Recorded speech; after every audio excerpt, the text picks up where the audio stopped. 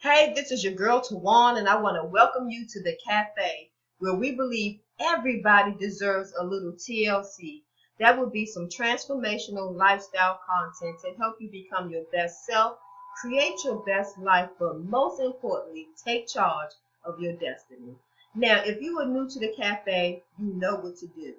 Now, if this is your first time, I'm going to encourage you to grab a pencil, a piece of paper.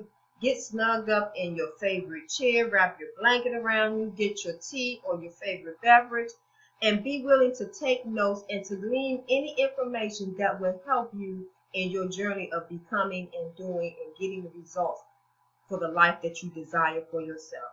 Today's episode, I want to talk about you need courage to have the life that you want. Again, you need courage to have the life that you want. Now, before we get into it, I want to first define what is courage. Courage really is a choice. It is a choice to make a decision to do something when you are fearful or that you know there is some level of risk. And again, when you're talking about becoming your best self, creating your best life, and taking charge of your destiny, you will always run into roadblocks, and those roadblocks will cause you to have fear. And fear is generally the thing that causes us not to be courageous and to take steps to get the things that we desire. And I want to say that I know that in my life, when I look back of how I have not always been brave, or not always been courageous or bold, and taking those steps to make myself priority or to get the things that I desire in my life, that it was always fear that was sitting in the background, paralyzing me and keeping me from moving forward. And one day I was just thinking about fear and what that really meant. And then I read something and it just resonated with me and it stuck with me for years. And I kind of use it as a filter when I run up into an obstacle and then I feel a little level of trepidation of why I don't want to go. I don't feel like my normal, bold, courageous self. And I kind of shrink back and I wonder what is it that I'm fearing? And I have put the fear, like I said, I learned this and I filter my fear in these three places: loss, process, and outcome. And I know you're thinking, what does she mean about loss, process, and outcome? First, let me say that fear will make you think that you're going to lose something. It always makes you believe that you will lose something or not get what you desire. So that's why we get paralyzed, because nobody wants to lose anything and feel like they're never going to get the outcome that they desire. So the pain of loss is why sometimes we are not courageous and not bold. And here's an example. How many of us have been in relationships, had to have those hard, really, really hard, crucial conversations, and we knew in having these hard conversations that there could be the outcome could not be what we wanted, and there could be a loss. And the threat of the loss was so painful and hurtful, even before it happened or thought or could happen, that we decided not to make a decision. That probably would be anybody who's ever been in a relationship.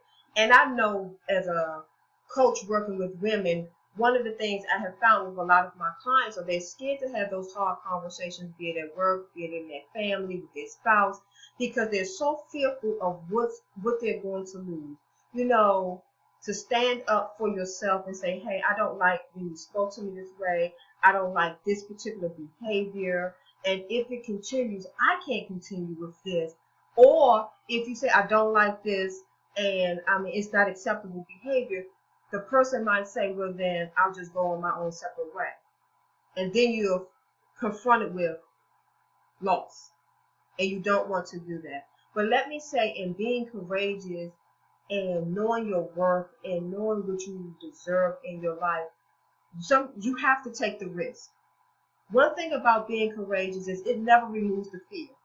I don't want to give you a false hope that being courageous means that you're not afraid or that fear has gone anywhere. The fear has not gone anywhere. What it means is that you're willing to make a conscious decision to step out, to take the risk, no matter knowing that there's some level of fear and trepidation within you, but you're still willing to do it because what you're hoping to achieve and the outcome that you want, you really need. So you're going to take that leap of faith. So I don't want you to believe now that fear just totally goes away because all of a sudden you become courageous and brave and bold.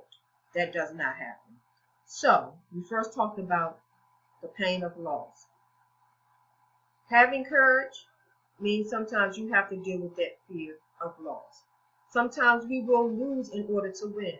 I know that sounds crazy, and especially when it's in relationships, you be like, how do I win when I lost? Well, sometimes when people walk out your life and leave you, or if they can't respect your boundaries and things like that, they're doing you a favor. It might not seem like it then because you're hurting, but when you look at it later on and down the long run, when God brings somebody into your life that gives you and treats you the way you want to be treated, or you get what you really desire, you can say, hey, oh, it did hurt then, but I see how that loss really was a gain, because if I wouldn't have lost that, I might not have gotten what I really deserve. So that's the way I want you to look at that. The pain of the process. This right here, the pain of the process. How many of you have ever said you were going to be on a diet? 1,001 times I have proclaimed to be on a diet. And one thing about being on a diet, eating healthy, however you want to look at it, it requires a process. It requires that you give up something.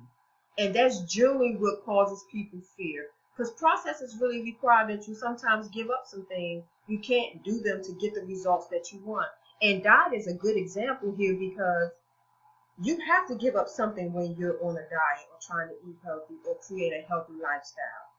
I am a sugar junkie. Now ladies, I love, oh my God, Tootsie Rolls. You name any kind of that old-fashioned hard candy, something like that. I love it. However, sugar is my enemy, and I don't need the sugar. And whenever I go on a diet, it always talks about how you got to give up sugar, and I just cringe the whole thought of it. However, if I want to lose the weight, if I really want to have a healthy lifestyle, I do have to eliminate sugar from some level of sugar from my diet. And sometimes when most people look at diets and things that have a rigorous process that you have to do, I mean, even just looking for a job is a rigorous process. And some people don't look for a job because they don't like going online, filtering through all the announcements, finding one, applying. The process is overwhelming and it's fearful just to even get into the process. Or starting your own business. You go ask your friend, how did you start your business? They tell you something from A to Z. From 1 to infinity, and you get overwhelmed and you be like, oh my God, that is really so much. I got to go through all that process, and the process scares you. You get fear based around the process, so you take no action. You won't be courageous and take bold steps to lose the weight, to get the job, to start the business, or whatever it is because you fear the process. Let me tell you, processes are good for a reason. It teaches you how to do things. And it teaches you where you are weak and it teaches where your weakness and your strengths are. You should never fear the process. You really, because becoming your best self and creating your best life and taking charge of your destiny, that truly is a process. It does not happen overnight. Nothing happens overnight. It is a process, and you can't fear the process. The last thing I want to talk about is the outcome, the pain of the outcome.